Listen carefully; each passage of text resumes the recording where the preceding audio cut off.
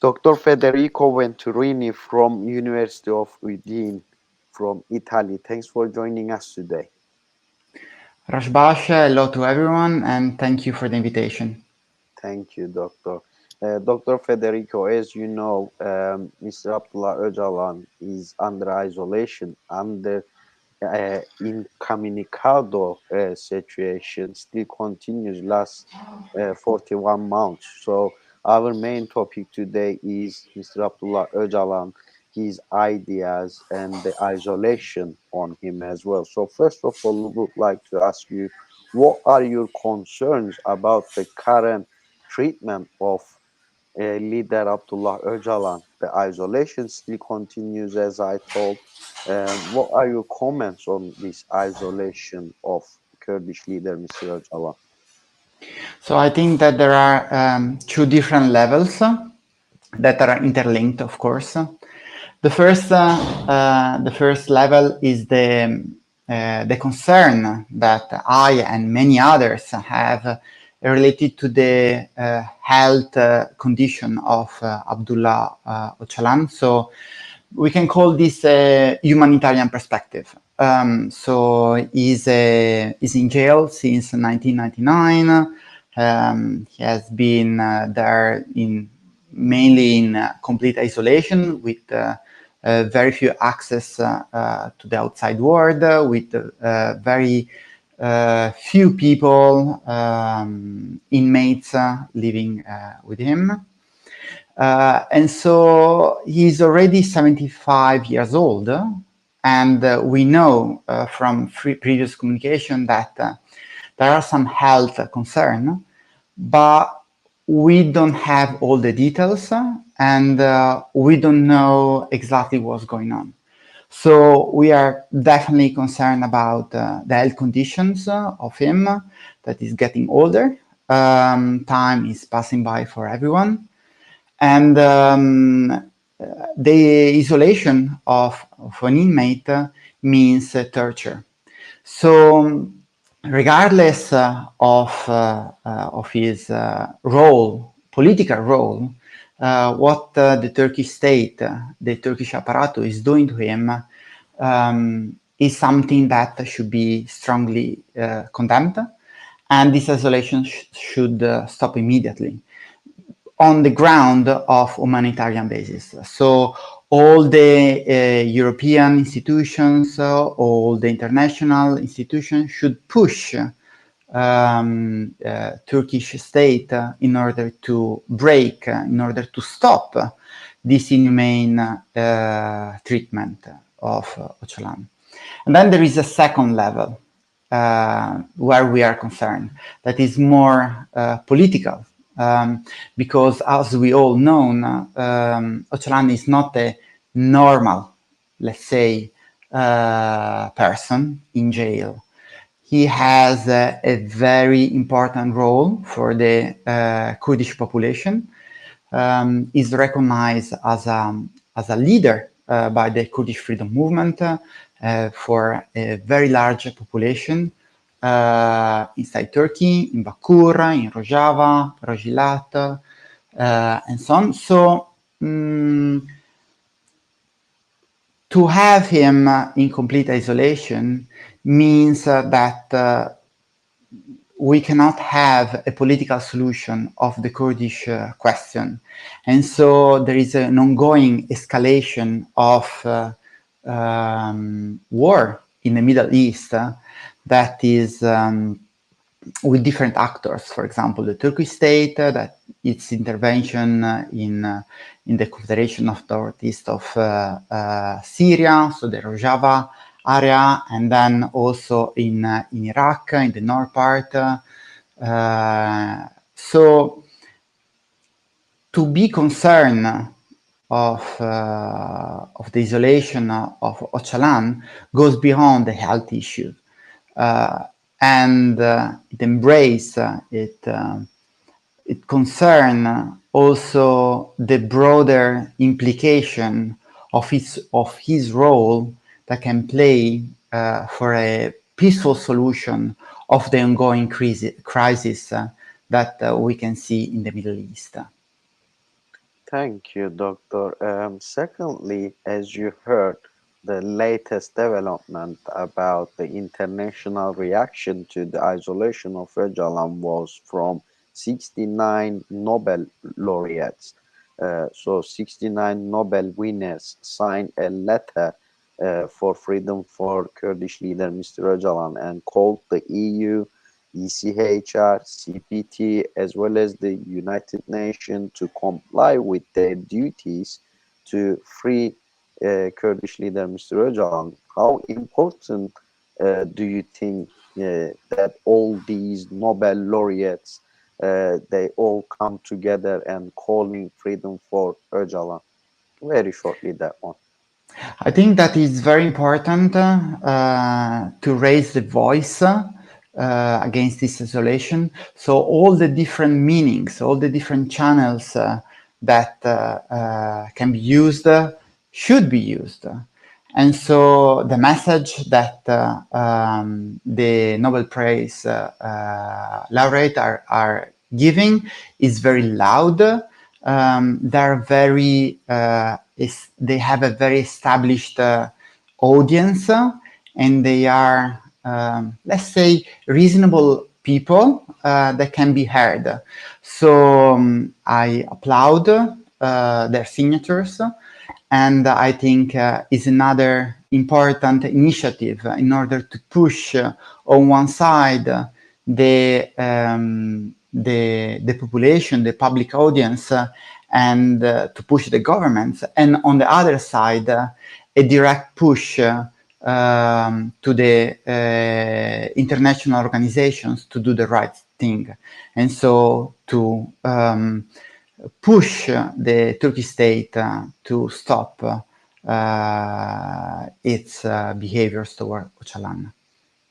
Thank you, Dr. Federico. As you mentioned on the first question that Mr. Öcalan, Mr. Kurdish leader Mr. Abdullah Öcalan has a crucial role in the peace in the Middle East. So just to make this a bit more deeper, how important figure is Mr. Öcalan?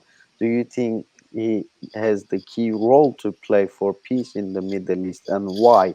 And so do you think the peace that will be and sustainability that will be guaranteed in the Middle East will be example to the Western world as well? So how important figure is Mr. Öcalan, and how important is his ideas? So again, also here we can speak about two different levels, again interlinked between them.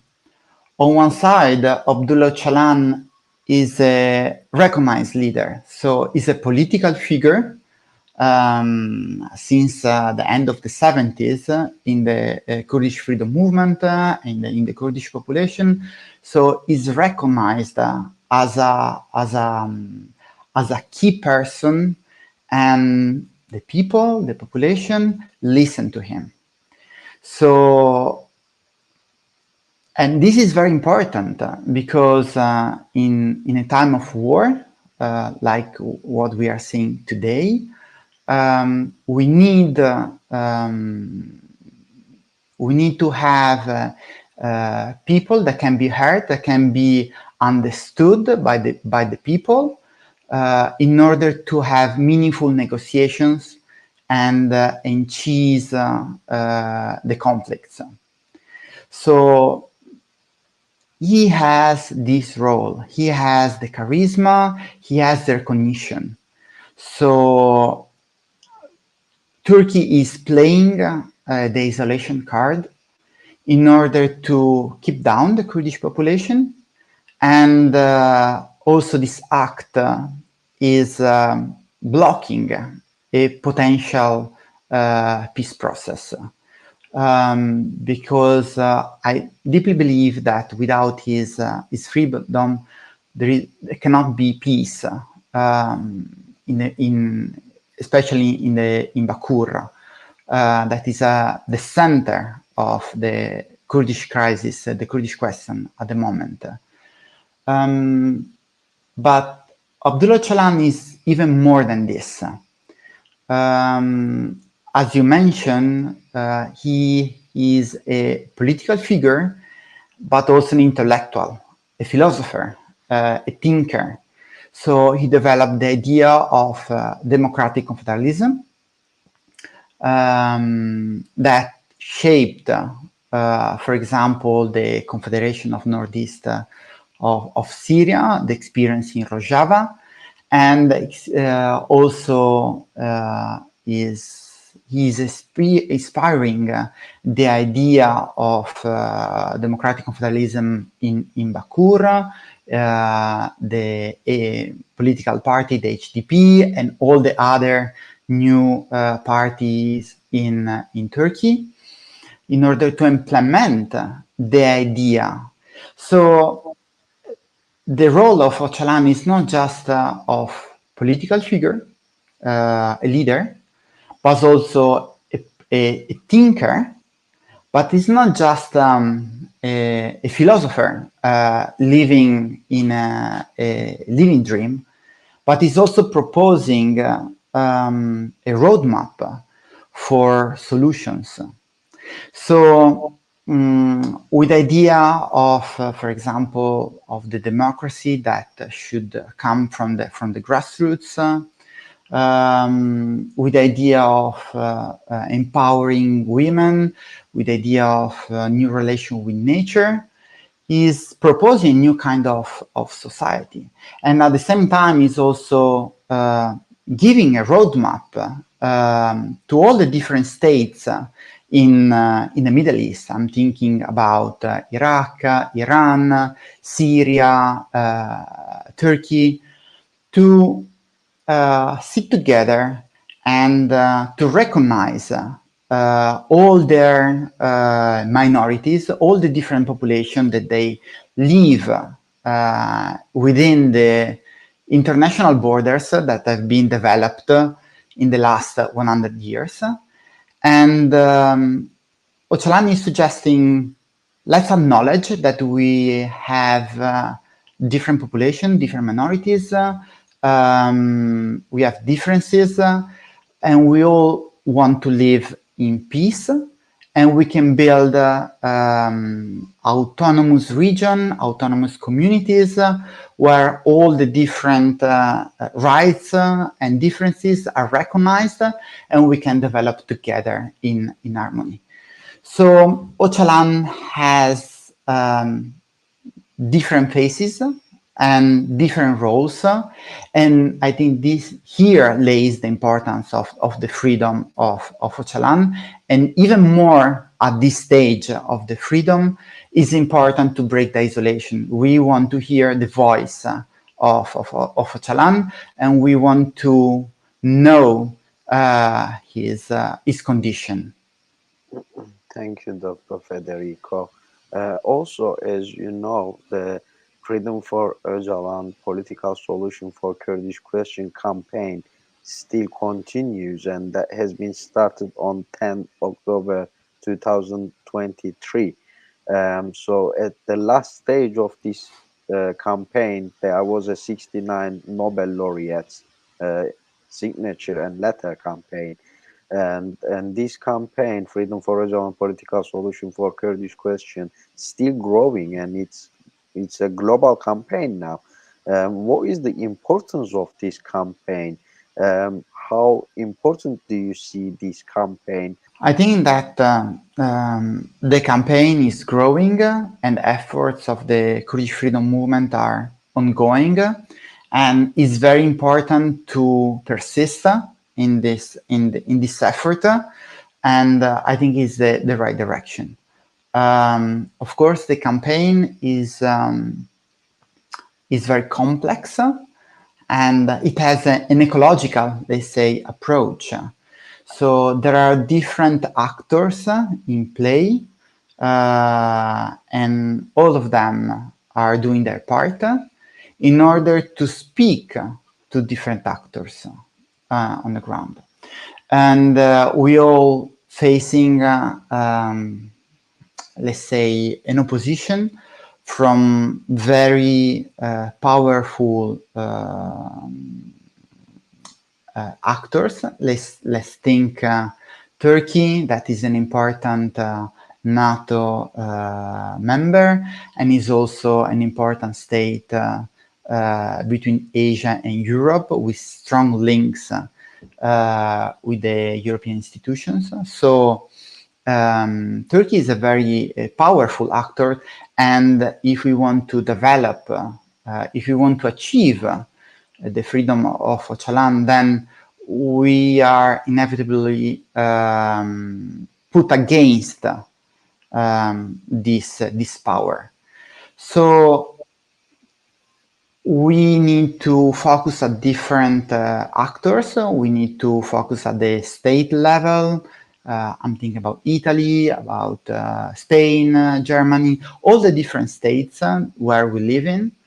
And then also at the institutional level, we need to push the European institutions at all the different levels. Again, there are some political institutions, like, for example, the European Parliament, the European Commission, but then there are more technical institution. I'm thinking about the CPT, that is connected, is a European institution, but is not a political, strictly political, elected organization. So we can see that there are different levels from the institution with the institutions, and then the campaign is also working in order to build a consensus with the people where we live in. So it's a different effort. So we are pushing the politicians, and at the same time we are informing also our citizens, the people that we know, our society, our communities, what is going on with Ocalan and with the broader Kurdish question. I'm thinking about updating what is happening in the north of Iraq with the ongoing invasion of the Turkish forces. That is something, that is a topic that no one wants to talk in Europe. So with the campaign, we are informing of what's going on. We are also talking about the political and philosophical solutions that Ocalan is proposing, and then we are campaigning at the same time. So as you can see, the campaign is very complex. It needs to have an ecological approach, and there are different parts, different actors involved, and all of them doing their parts. I think that we are a good stage, and we need to push in this direction. And I think that we need to maintain and to stay positive. And we need always to work towards utopia, a better place. As Galeano once said that the utopia is the horizon, and is what is pushing us to continuously working and walking towards the horizon. So I think that we know that there are some very powerful ideas that we know. There are a lot of work to be done, but at the same time we can see a future, and we should continue in this direction. Thank you, Doctor. Lastly, very shortly, can you, is there anything that I didn't ask, anything you would like to add on in this frame, especially anything you would like to say about the inhumane isolation of leader Öcalan? Anything I didn't ask, please have your last words very shortly, please.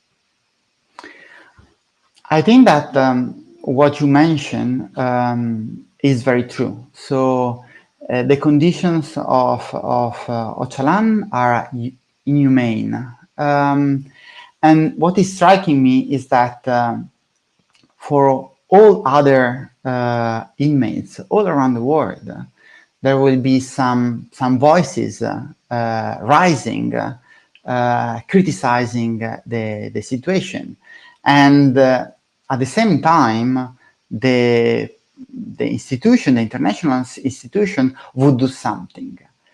But we all know that, unfortunately, in many occasions, this is not happening. I'm thinking about political prisoners in India or in US or in other countries where the political situation is not aligning with the interest of the Western powers, where the people in jail are totally silenced.